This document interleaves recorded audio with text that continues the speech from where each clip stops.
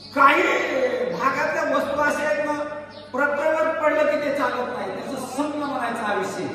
म्हणून रामानं असं परिचारायचं काम केलं.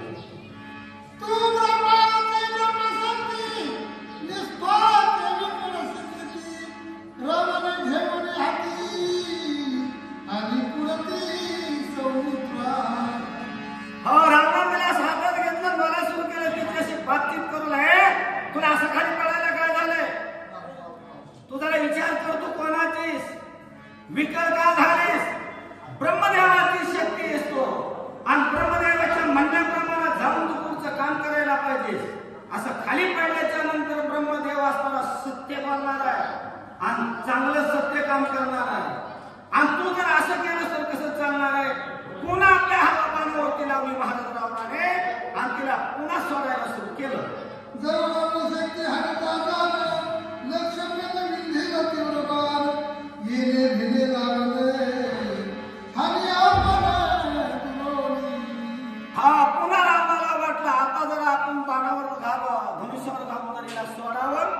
लक्ष्मणानं पाहिलं तर ते बाण सोडतंय आणि बाण सोडून सिधी हिला पुन्हा निष्फळ करायचं काम करतोय. त्यापेक्षा ह्याला न कळता आपण जरा आयुष्यानं बाण टाकून पाहावा आणि मग त्या लक्ष्मणाचा घात होईल.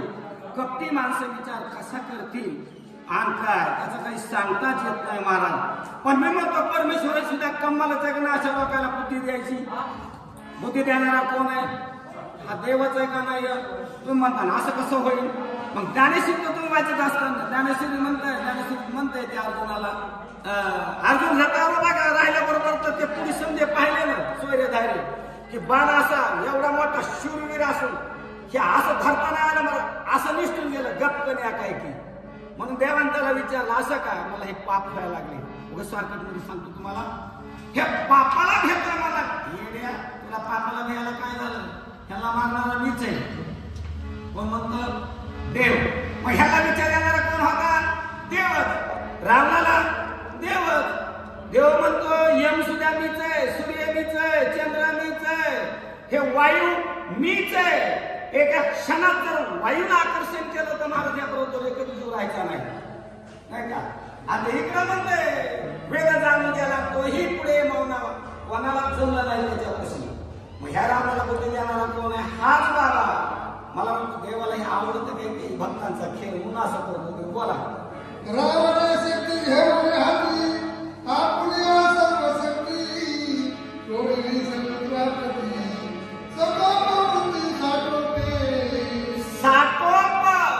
मूर्ती साठवते. आपली छोटी अंगात ताकद आहे ना तेवढी पणाला लावली महाराज आणि तिला झेलला असं आणि छोटी अंगातली शक्ती तेवढी तिच्यावर लावली. म्हणजे काय केलं नेमकं? आता ही दोरी जर अशी हळूहळू वरली आणि होई असं केलं तर चालेल का महाराज? नेबळट सारखं नाही जमणार. आणि त्याला पुन्हा कसं काय नाव आहे? रावण. रावणाची थोडी शक्ती येते महाराज अशी वळी जोरात एकदम आणि जेवढी ताकद आहे ना एवढी महाग जितकी वाढता येते दोरी तितकी महाग वळली आणि फार पण सोडून द्यायचं काम केलं.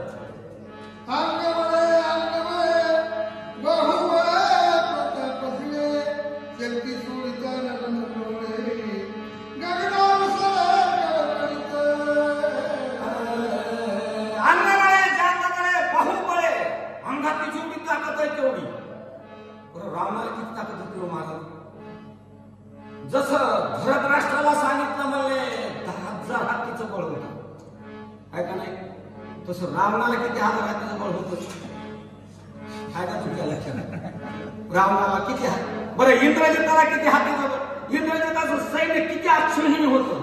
लय फार इतिहास मोठा आहे महाराज. हो अंगबळे जांगा पाय मागे ठेवला पुढे ठेवला केस वर सुद्धा मागामध्ये पाय नाही झाला पाहिजे. आणि जर झाला तर इकडे पुढे असताना ताकद कमी पडती आणि कमी पडली की ती वापस येते किंवा लक्ष्मण तिचं हनन करतोय. आणि बाहुबळे ह्या बाहुमध्ये काय माणसं म्हणतात ना बुडवलेस तर बुडाव गाड्या काय पण माझ्या भुजामध्येच ताकद आहे अजून कमी.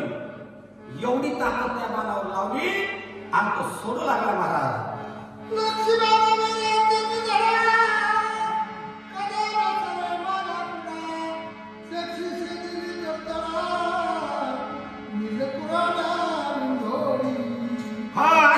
वरती आकाशात गेल्याबरोबर तो असणारा निज निधडा निज स्वतःच्या ताकदीवर लढणारा त्याला निज म्हणतात महाराज. निज तुमची ताकद घेणारच नाही महाराज. विभीषणाची ताकद अजिबात घेणार नाही.